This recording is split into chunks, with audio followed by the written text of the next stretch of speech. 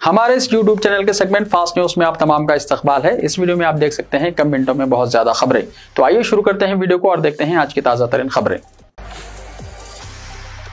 कुर्बानी के नाम पर हैदराबाद में घटिया वाकया, हजारों मुसलमानों से सस्ते में जानवर का हिस्सा देने के नाम पर 2 करोड़ रुपए लेकर फरार। हैदराबाद में कम कीमत पर कुर्बानी का हिस्सा फरोख्त करने के नाम पर हजारों मुसलमानों को धोखा देने का इंतहाई घटिया वाकया पेश आया, जिसके जरिए धोखाबाजों ने 2 करोड़ रुपए हजारों मुसलमानों से इकट्ठा करके फरार हो गए। तफसीलात के मुताबिक हैदराबाद में खिदमत फाउंडेशन नामी एक तंजीम ने ईद उल अजहा के लिए बड़े जानवरों में सस्ता हिस्सा फराहम करने के लिए रकम जमा करके हजारों अफराद को करोड़ों रुपए का धोखा दिया है। टोली चौकी, जहानुमा, फलकनुमा और पुराने शहर के दिगर इलाकों के मुसलमानों ने रकम जमा करा दी। इनसे यह वादा किया गया था कि 2700 से 2800 रुपए तक की रकम में हिस्सा इनके मकान तक पहुंचाया जाएगा। फिर अगर कोई गुरबा में गोश्त तकसीम करना चाहता है तो वो भी फाउंडेशन करेगा। अवाम इस झांसे में आ गए और रकम जमा करा दी। तहम जब उन्होंने ईद पर खिदमत फाउंडेशन से रब्ता करने की कोशिश की तो तंजीम के जिम्मेदारों के फोन बंद थे, जिस पर मुतासर अफराद की शिकायत पर पुलिस ने मुकदमा दर्ज करके तहकीकात शुरू कर दी है। पता चला है कि हजारों अफराद के तकरीबन 2 करोड़ रुपए लेकर खिदमत फाउंडेशन के जिम्मेदार फरार हो गए हैं। पुलिस ने बताया कि शहर में कई मुकामात पर बैनर्स लगाते हुए ये वादा भी किया गया था कि जानवरों की कुर्बानी जूम या व्हाट्सएप पर वीडियो के जरिए बताई जाएगी। बाजार में एक हिस्सा बड़े जानवर का 3500 से 4000 रुपए में दस्तयाब था। खिदमत फाउंडेशन के जिम्मेदारान सस्ते में हिस्सा फराहम करने का झांसा देकर मुसलमानों की रकम वसूल करने के बाद फरार हो गए। हुकूमत के मुशीर मोहम्मद अली शब्बीर ने निजामाबाद में मनाई राहुल गांधी की सालगिरह। कांग्रेस कायद वर्ग ने पार्लियामेंट राहुल गांधी के यौम पैदाइश के मौके पर आज कांग्रेस भवन निजामाबाद में सालगिरह तकरीब मनाई गई, जिसमें बहैसियत मेहमान खुसूसी हुकूमत के मुशीर मोहम्मद अली शब्बीर ने शिरकत करते हुए केक काटा और राहुल गांधी को सालगिरह की मुबारकबाद दी और कहा कि राहुल गांधी एक नेक दिल, बेलोस, हर दिल अजीज शख्सियत हैं जो हमेशा अवाम की खिदमत का जज्बा रखते हैं। उन्होंने कहा कि राहुल गांधी ने कन्याकुमारी से कश्मीर तक पूरे हिंदुस्तान का पैदल सफर किया और अवाम के मसाइल और मुश्किलात से बनफ़ से नफीस वक़्फ़ियत हासिल की, जबकि बीजेपी कायदीन अपने मफादात के लिए काम कर रहे हैं। हुकूमती मुशीर मोहम्मद अली शब्बीर ने कहा कि इंडिया इत्तेहाद ने मुल्क में सबसे ज्यादा कामयाबी हासिल की। उन्होंने राहुल गांधी के मकसद हयात और नज़्मुल ऐन पर अमल करने की कांग्रेस कायदीन और कारकुनों को तलखीन की। आमिर शकील के बेटे की दरख्वास्त क़ब्ल गिरफ्तारी मुस्तरद। BRS के हल्के बोधन के साबिक़ रुकन असम्बली आमिर शकील के बेटे राहिल को साल 2022 के सड़क हादसे के मामले में अदालत ने राहत देने से इनकार कर दिया। इनकी जमानत क़ब्ल गिरफ्तारी मुस्तरद कर दी गई। इस दरख्वास्त पर जस्टिस एन तुक्काराम जी ने समाअत की। दरख्वास्त गुजार के वकील ने कानूनी पैरवी करते हुए अदालत को बताया कि जुबली हिल्स पुलिस स्टेशन के तहत कार केबल ब्रिज से आ रही थी, एक खानदान से टकरा गई। यह हादसा साल 2022 में 17 मार्च को पेश आया था।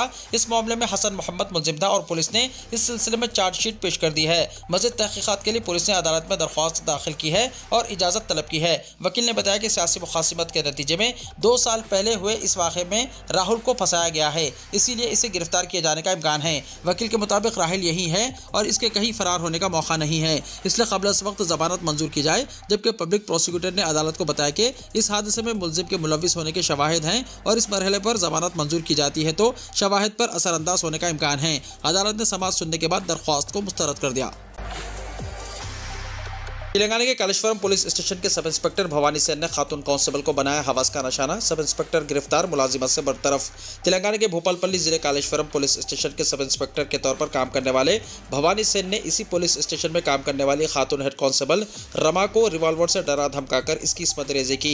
इसने धमकी दी कि अगर इस वाक़े को जाहिर किया तो इसे जान से मार देगा। इसके बाद से कई मरतबा सब इंस्पेक्टर ने खातून कांस्टेबल की इस्मत रेजी की। जिनसी हिरासानी से तंग आकर खातून कांस्टेबल ने हाल ही में जिले SP से शिकायत दर्ज कराई है, जिसके नतीजे में सब इंस्पेक्टर को मंगल की रात गिरफ्तार किया गया।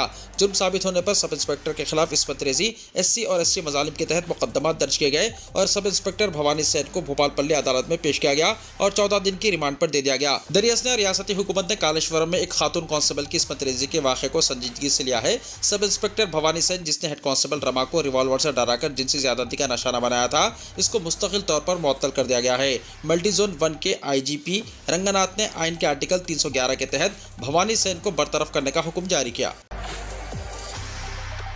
हैदराबाद के मल्लेपल्ली में एडवांस टेक्नोलॉजी सेंटर का वज़ीर आला रेवंत रेड्डी के हाथों संगी बुनियाद। वज़ीर आला रेवंत रेड्डी ने मल्लेपल्ली में ITIs को जदीद टेक्नोलॉजी से आरास्ता करने के लिए एडवांस टेक्नोलॉजी सेंटर्स का संगी बुनियाद रखा। रेवंत रेड्डी ने कहा कि हुकूमत ने ITIs को जदीद टेक्नोलॉजी से आरास्ता करने के लिए 2324.2 करोड़ रुपये मंजूर किए हैं, जिसका मकसद बेरोजगार नौजवानों को तरबियत के साथ साथ रोजगार के मौके फराहम करना है।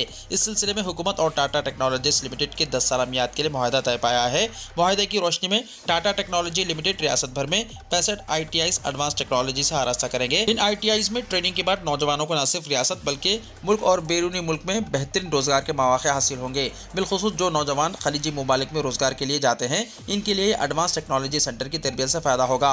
वज़ीर आला ने कहा कि अक्सर मुस्लिम नौजवान जो खलीजी ममालिक में रोजगार के लिए जाते हैं, इन्हें टेक्निकल ट्रेनिंग या फनी तरबियत न होने से परेशान हो जाते हैं। वज़ीर आला ने कहा कि हुकूमत रियासत के अजला और देहातों पर तवज्जो मरकूज करेगी और 65 में 25 यूनिट 50 करोड़ रुपए की लागत से कायम किए जाएंगे। उन्होंने कहा कि इनकी हुकूमत नौजवानों के मुस्तकबिल के लिए फिक्रमंद है। क्या नेहरू ज़ूलॉजिकल पार्क शादनगर मुंतकिल किया जाएगा?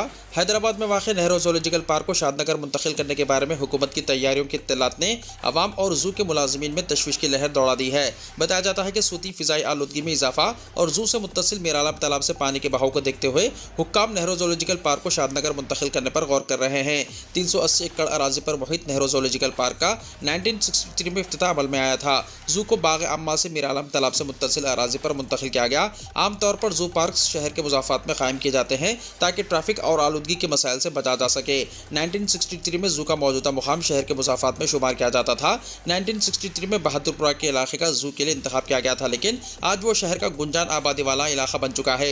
सूती और फिजाई आलूदगी के अलावा इतराफ की कॉलोनियों से ड्रेनेज का पानी मीरालम तालाब में दाखिल हो रहा है। मौसलाधार बारिश के दौरान कई मरतबा तालाब का पानी जू में दाखिल हो गया। जू की मुंतकिली की सूरत में 380 एकड़ की यह अराजी तरक्याती सरगर्मियों के लिए इस्तेमाल की जा सकती है। महकमा जंगलात के एक ओहदेदार ने जू की मुंतकिली के इत्तलात को मुस्तरद कर दिया और कहा कि जू को किसी और मुकाम पर मुंतकिल करना एक बड़ा चैलेंज है। ओहदेदार के मुताबिक गुज़िश्ता 2 दहाकों से वक्फे से जू की मुंतकिली की इत्तलात गश्त कर रही हैं। मुंतकिली के लिए सेंट्रल जू अथॉरिटी से मुख्तलिफ मंजूरियाँ हासिल करनी पड़ती हैं। जू की मुंतकिली पर भारी खर्च आएगा और सिर्फ टाइगर इनक्लोजर की तामीर पर 2 से 3 करोड़ का खर्च आता है। गुज़िश्ता 5 बरसों से जू की मुंतकिली के बारे में इत्तलात मुख्तलिफ गोशों में गश्त कर रही हैं, लेकिन महकमा जंगलात के ओहदेदारों ने इस बारे में कोई वजाहत नहीं की। तेलंगाना में 22 जून को बारिश का इम्कान। महकमा मौसमियात ने पेशकशी की है कि तेलंगाना में कहीं कहीं 22 जून को गरज चमक के साथ बारिश होगी और 30 से 40 किलोमीटर फी घंटे की रफ्तार से तेज हवाएं चलेंगी। यहां जारी करदा मौसमी रिपोर्ट में कहा गया है कि आइंदा 7 दिन के दौरान तेलंगाना में चंद मुकामात पर हल्की तो औसत बारिश या गरज चमक के साथ बारिश का इम्कान है। तेलंगाना में जुनूब मगरबी मानसून मामूल के मुताबिक है। गुज़िश्ता 24 घंटों के दौरान तेलंगाना में कहीं कहीं बारिश हुई। इस मुद्दत के दौरान तेलंगाना में 1 या 2 मुकामात पर भी बारिश रिकॉर्ड की गई। UGC नीट 2024 एग्जाम मनसूख। एक ऐसे वक्त जब नीट का मामला तनाज़े का शिकार हुआ, UGC नीट के मामले में NTA ने अहम फैसला किया है। 18 जून को मुनक़्क़िदा UGC नीट 2024 को मनसूख करने का फैसला किया गया है। मुल्क की यूनिवर्सिटीज़ में lecturership, assistant professor, junior research fellowship, PhD में दाखिले के लिए मुनक़्क़िदा ये एग्ज़ाम दोबारा मुनक़्क़िद करने का फैसला किया गया है। UGC नीट में बदउनवानियों के इल्ज़ामात के तनाज़ुर में UGC ने यह फैसला किया है। मुल्क गिर सतह पर मंगल को 1205 मराकिज़ में हुए इस इम्तिहान में 9 लाख उम्मीदवारों ने शिरकत की थी। महकमा आला तालीमात के मुताबिक एग्जाम में शफाफियत के फुक़दान के पेश नज़र ये फैसला लिया गया है। साथ ही इस एग्जाम की CBI तहक़ीक़ात का भी फैसला किया गया है। वज़ारत दाखिला की national cyber crime threat analysis unit की जानिब से गड़बड़ी के इशारे मिलने के बाद एग्जाम को मनसूख करने का फैसला किया गया है। शदीद गर्मी में स्पाइस जेट की फ़्लाइट का AC ख़राब, कई मुसाफिरों की तबीयत ख़राब। स्पाइस जेट एयरलाइन की परवाज़ में बदइंतज़ामी का मामला सामने आया है। नई दिल्ली से दरभंगा जाने वाली स्पाइस जेट की फ़्लाइट SG 486 के मुसाफिरों को शदीद गर्मी के दरमियान 1 घंटे से ज़्यादा वक्त तक एयर कंडीशन यानी AC के बगैर तैयारे के अंदर बैठना पड़ा, जिसकी वजह से कई मुसाफिर बीमार हो गए। इस वाक़े की वीडियो सोशल मीडिया पर वायरल हो रही है। इस एयरलाइन से सफ़र करने वाले एक मुसाफिर ने बताया कि मैं स्पाइस जेट के जरिए नई दिल्ली से दरभंगा जा रहा था। दिल्ली हवाई अड्डे पर चेक इन करने के बाद उन्होंने 1 घंटे तक एयर कंडीशन ऑन नहीं किया, जिसकी वजह से फ्लाइट के अंदर दर्जा हरारत 40 डिग्री तक पहुंच गया था, जिससे मुसाफिरों को परेशानी का सामना करना पड़ा। मुसाफिर ने बताया कि जब फ्लाइट ने टेक ऑफ किया तो एयर कंडीशनिंग ऑन थी, तहम अभी तक एयरलाइन कंपनी की तरफ से कोई रद्द-ए-अमल सामने नहीं आया है। बाबरी मस्जिद का इन्हिदाम, बच्चों को हक़ाइक़ से वाकिफ़ होना चाहिए, असद ओवैसी ने कहा। कुल हिंद मजलिस इत्तेहादुल मुस्लिमीन यानी AIMIM के सदर असदुद्दीन ओवैसी ने आज यहाँ कहा कि मुल्क के बच्चों को बाबरी मस्जिद के इन्हिदाम के ताल्लुक से सुप्रीम कोर्ट के बयान से और हक़ाइक़ से वाकिफ़ होना चाहिए। अदालत ने मस्जिद के इन्हिदाम को निहायत क़बीह मुजरिमाना हरकत करार दिया है। हैदराबाद के रुकन parliament Asaduddin Owaisi national council for education research and training यानी NCERT के इस फैसले पर रद्दअमल का इजहार कर रहे थे, जिसमें काउंसिल ने बाबरी मस्जिद को 3 गुंबद के ढांचे का नाम देने की जानिब तवज्जो मबज़ूल करवाई। काउंसिल ने अयोध्या अयोध्या फैसले को इत्तेफाक राय की एक मिसाल करार देने का भी फैसला किया है। अवीसी ने कहा कि बाबरी मस्जिद को मुनहदम करने के ताल्लुक से हिंदुस्तान के बच्चों को हक़ाइक़ से वाकिफ होना चाहिए। सदर मजलिस ने कहा कि 1949 में मस्जिद की बेहुरमती की गई और 1992 में मुनहदम कर दिया गया। NCERT के डायरेक्टर दिनेश प्रसाद शुक्लानी की बाबरी मस्जिद इंहदाम और गुजरात फसादात के ताल्लुक से स्कूल की निसाबी कुतुब में पेश करदा मवाद की मुदाफ़ियत करने पर रिमार्क किया। दिनेश प्रसाद ने कहा कि फसादात के ताल्लुक से तदरीस से तशद्दुद पैदा होता है और शहरी अफसरदा और ज़हनी दबाव का शिकार हो सकते हैं। खूबसूरत आवाज़ की मालिक अलका याग्निक समाज से महरूम। प्लेबैक सिंगर अलका याग्निक ने इंकशाफ किया है कि चंद हफ्ते पहले इनमें एक शाज़ो नादर बीमारी की तशख़ीस हुई है और वो क़ुव्वत समात यानी सुनने की ताकत से महरूम हो गई है, जो इनके लिए एक धक्का है। 58 साल अलका याग्निक ने पीर की रात इंस्टाग्राम पर लिखा कि एक वायरल अटैक की वजह से इनकी सुनने की हिस्स चली गई है। उन्होंने कहा कि मैं अपने तमाम दोस्तों, चाहने वालों, बही ख्वाहों और फॉलोवर्स से कहना चाहती हूँ कि चंद दिन पहले जब मैं फ़्लाइट से बाहर निकली, मैंने महसूस किया कि मैं कुछ सुन नहीं पा रही हूँ। इस वाक़े के चंद हफ्ते बाद मैं हौसला जुटाकर मेरे दोस्तों और बही ख्वाहों पर खामोशी तोड़ना चाहती हूं, जो मुझसे पूछ रहे थे कि मैं कहां गायब हो गई हूं। 2 मरतबा कौमी अवार्ड हासिल करने वाली गुलकारा ने कहा कि इस अचानक धचके से वो सकते में हैं। Doctor Suresh Singh Niruka, senior consultant ENT Apollo hospital Delhi ने बताया कि यह हालत नाकाबिल वापसी है, यानी अब वो दोबारा सुन नहीं सकेंगी। अलका याग्निक ने कई मशहूर गीत गाए हैं, जिनमें 1 2 3 कुछ कुछ होता है और गली में आज चांद निकला शामिल हैं। उन्होंने अपने चाहने वालों से कहा कि वो नेक तमन्नाएं रवाना करें और इन्हें अपनी दुआओं में याद रखें। अकबर नगर की आखिरी मस्जिद भी मुनहदम। लखनऊ के अकबर नगर का नाम अब तारीख़ औराक़ में दर्ज है। ककरेल नदी की ज़मीन पर तामीर किए गए अकबर नगर को गिराने का काम जब आखिरी मरहले में पहुंच गया तो वहां पर बाकी मानदा आखिरी मस्जिद को भी रात गए मुनहदम कर दिया गया। LDA हुक्काम ने मंगल की रात 2 बजे के करीब आखिरी मस्जिद को मिसमार करने का काम मुकम्मल किया। आखिरी मस्जिद गिरते ही आसपास के मुस्लिम इलाकों में सोग छा गया। दिगर करीबी मसाजिद में सुबह की नमाज के बाद अकबर नगर की मोहम्मदी मस्जिद को मुनहदम करने का मामला ज़ेर बहस रहा। अकबर नगर में गुज़िश्ता 48 घंटों में 2 मसाजिद और 1 मंदिर को मुनहदम किया गया। पहली मस्जिद को JCB के जरिए गिराया गया और दूसरी मस्जिद के लिए बुलडोजर इस्तेमाल करना पड़ा। मंदिर का साइज बहुत छोटा था, इसलिए इसे मशीन की मदद से उखाड़कर बुतों को हटाया गया। मसाजिद के इन्हदाम की वजह से अकबर नगर की तरफ जाने वाले रास्तों पर पुलिस टीमों को तैनात किया गया था। पुलिस एहलकारों ने चंद मिनट के लिए भी अपनी पोस्टिंग की जगह नहीं छोड़ी। अकबर नगर मामले में वज़ीर आला योगी आदित्यनाथ पर मौलाना कौसर हयात के बयान के बाद लखनऊ पुलिस ने पूरे इलाके में मस्जिद एहतियात बरती। अकबर नगर में गैर कानूनी तौर पर बनाए गए 1171 मकानात और 101 तिजारती इमारतों को मिसमार करके मैदान में तब्दील कर दिया गया। कोकरेल नदी के किनारे रिवर फ्रंट की तामीर के लिए जमीन खाली की गई थी। सुप्रीम कोर्ट और हाई कोर्ट के हुक्म पर LDA ने पूरी मुहिम को अपने हाथ में ले लिया है। जलगांव में पानीपुरी खाने से 100 से ज़्यादा लोग फूड पॉइजनिंग का शिकार। हफ्तेवार बाजार गांव वालों के लिए एक मेले की मानंद होता है। जलगांव जिले के चोपड़ा तालुका के कमल गांव में हफ्तेवार बाजार चांदसानी, पब्बरी, मेतावली समेत करीबी देहात की खवातीन से भरा हुआ था। गांव वालों ने बाजार में पानीपुरी का मजा लिया। कुछ गांव वालों को पानीपुरी इतनी पसंद आई कि वो इसे घर तक ले गए, लेकिन पानीपुरी खाने के बाद 100 से ज़्यादा अफराद फूड पॉइजनिंग का शिकार हो गए। पानीपुरी खाने वालों को उल्टी, इसहाल और पेट में दर्द होने लगा। शाम के वक्त चोपड़ा के अपला अस्पताल, प्राइवेट अस्पतालों और अडबाद के दही अस्पताल में मरीजों की तादाद में इजाफा होता रहा। मरीजों की तादाद में इजाफे की वजह से मेडिकल ऑफिसर्स के साथ साथ अमला सख्त परेशान रहा। प्राइवेट डॉक्टर्स भी मदद के लिए वहां पहुंच गए। वहां 30 मरीजों का इलाज किया गया। रात देर गए अडबाद में 100 मरीजों का इलाज किया गया। दिगर मरीजों को चोपड़ा अपाजी अस्पताल के साथ साथ डिस्ट्रिक्ट गवर्नमेंट मेडिकल कॉलेज और अस्पताल मुंतकिल किया गया है। यौम पैदाइश पर नेक ख्वाहिशात के लिए आप सभी का दिल से शुक्रिया। राहुल गांधी ने जारी किया वीडियो पैगाम। आज दिन भर राहुल गांधी को उनके यौम पैदाइश पर मुबारकबादियाँ और नेक ख्वाहिशात पर मुबन्नी पैगामात मिलते रहे। 19 जून 1970 को राहुल गांधी ने इस दुनिया में अपनी आंखें खोली थी, यानी अब वो 54 साल के हो गए हैं। कांग्रेस सदर खड़गे समेत कई सियासी और समाजी हस्तियों ने इन्हें सोशल मीडिया और दिगर जराये से मुबारकबादियाँ पेश की। अब राहुल गांधी ने इन सभी का शुक्रिया एक वीडियो पैगाम जारी करके किया है। राहुल गांधी ने सोशल मीडिया प्लेटफॉर्म X पर एक वीडियो पैगाम जारी करके लिखा कि यौम पैदाइश की नेक ख्वाहिशात के लिए आप सभी का दिल से शुक्रिया। फिर उन्होंने अक्सर सफ़ेद टी-शर्ट पहनने की वजह लोगों को बताई। उन्होंने लिखा कि मुझसे अक्सर पूछा जाता है कि मैं हमेशा सफ़ेद टी-शर्ट क्यों पहनता हूँ। ये टी-शर्ट मेरे लिए शफाफियत, अज़्म और सादगी की अलामत है। काबिल ज़िक्र है कि राहुल गांधी के यौम पैदाइश पर हिंदुस्तान भर में कांग्रेस ने मुख्तलिफ तकारीब का इनेकाद किया। कहीं शजरकारी हुई तो कहीं ज़रूरतमंदों में तहफ़ तकसीम किए गए। दिल्ली प्रदेश कांग्रेस कमेटी के सदर देवेंद्र यादव ने आज राहुल गांधी की 54वीं यौम पैदाइश पर साबिक़ लोकसभा स्पीकर ओम बिरला को उनकी रिहाइशगाह पर पहुंचकर आइन की कॉपी तोहफे में दी। इसके अलावा कांग्रेस लीडरान ने दिल्ली के 7 अरकान पार्लियामेंट समेत बीजेपी के 54 अरकान पार्लियामेंट को हिंदुस्तानी आइन की किताब तोहफतन पेश की। उड़ीसा के बालासोर टाउन में ईद के मौके पर फिर खबाराना तशद्दुद, कर्फ्यू नाफिज, इंटरनेट खिदमत मुअत्तल। उड़ीसा के बालासोर टाउन में दो तबकात के दरमियान फिर खबाराना झड़पों के बाद कर्फ्यू नाफिज कर दिया गया। पीर को ईद उल अज़हा के मौके पर शहर के एक इलाके में लोगों के ग्रुप ने सड़क पर कुर्बानी के जानवर का खून जमा होने पर एहतजाज करते हुए धरना दिया था। दूसरे ग्रुप ने इन पर पथराव किया, जिसके बाद हालात कशीदा हो गए। तशद्दुद के वाक़े में 10 अफराद जख्मी हो गए, जिसके बाद इस इलाके में कर्फ्यू नाफिज कर दिया गया। जिला इंतजामिया ने शहर के बास हुस्सास इलाकों में इंटरनेट खिदमत मुअत्तल कर दी हैं और आवाम से कहा है कि वो अपने घरों में रहें और बाहर ना निकलें। ताहम हंगामी तिब्बी जरूरत को इस्तिस्ना दिया गया है।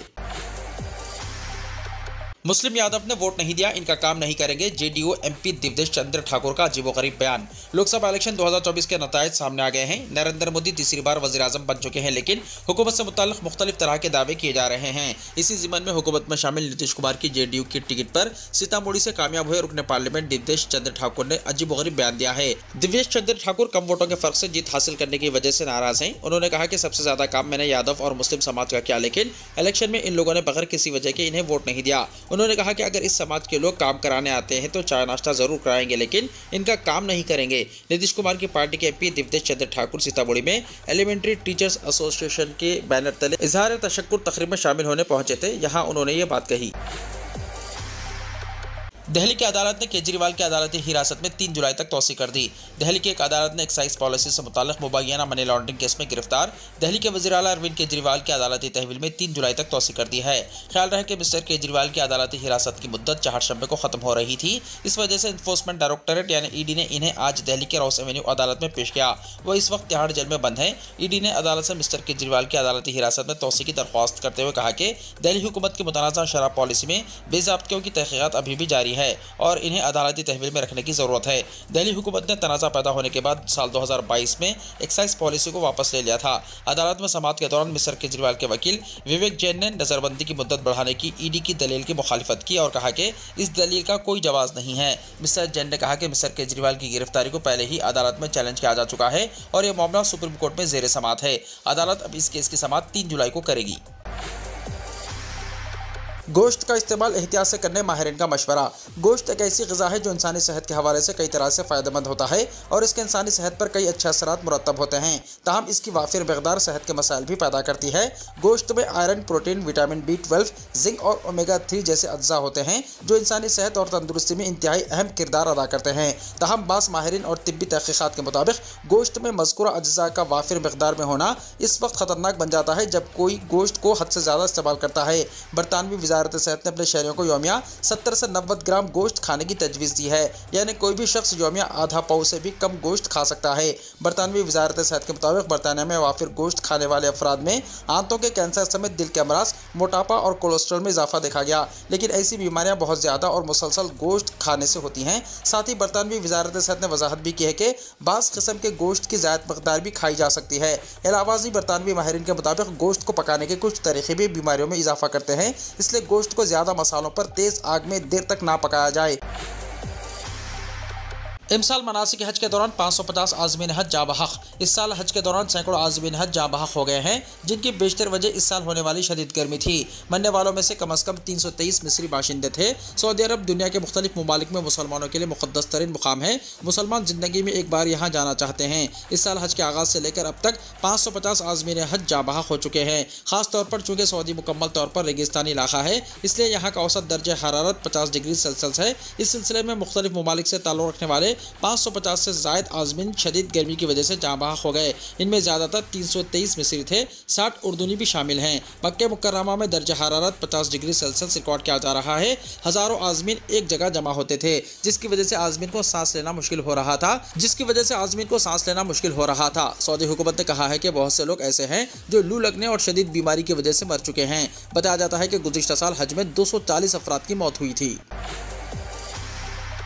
वीडियो को लाइक शेयर कीजिए और हमारे इस YouTube चैनल को सब्सक्राइब करते हुए इसके बेल आइकॉन को प्रेस कर लीजिए ताकि ऐसी ही ताज़ा तरीन खबरों का नोटिफिकेशन सबसे पहले आपको मिलता रहे।